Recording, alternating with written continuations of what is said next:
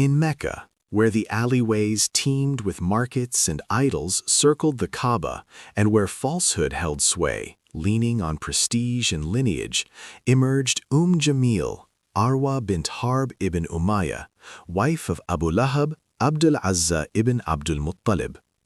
She was a woman whose heart harbored an unquenchable hatred, becoming an example of blind enmity.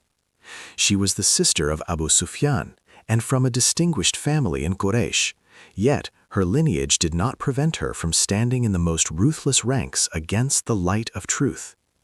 She was the protector of Ruqayyah and Kulthum, the daughters of the Prophet Muhammad, peace be upon him, before Abu Lahab forced his sons to divorce them out of spite for the message.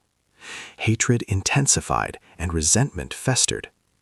Jamil was not content with hurtful words or subtle incitement.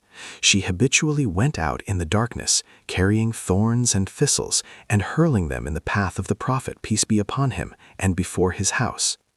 She thought that harm would extinguish the call and that thorns would hinder the journey, and she did not know that God protects his prophet even if the thorns multiply. When the messenger, may God bless him and grant him peace, openly proclaimed the call to monotheism, and the words of truth rose throughout Mecca, anger ignited in the hearts of his enemies, until the Quran was revealed to expose the enmity and reveal the fate. The Prophet, may God bless him and grant him peace, recited immortal verses that recorded the name of Abu Lahab and his wife with indelible attributes. Perish the hands of Abu Lahab, and perish he, and his wife, the carrier of firewood. When Jamil heard her mention in the Quran, she did not soften or take heed, but rather her heart became more inflamed.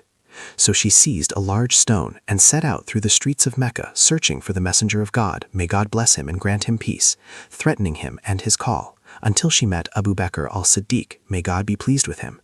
She asked him sharply and threateningly about his companion, waving the stone, while the messenger, may God bless him and grant him peace, was standing next to him, close to her. However, God veiled her sight from him, so she saw nothing but the anger that filled her heart. She went on without realizing that the one she wanted to harm was protected by the care of heaven. Thus Jamil went on the path of stubbornness, carrying the firewood of sedition and feeding the fire of hatred, while the call went on steadfast, proceeding with the light of God, so that her story would remain an eternal lesson, that the truth is not harmed by thorns, and that whoever carries the firewood to burn the light will be the first to be burned by its fire.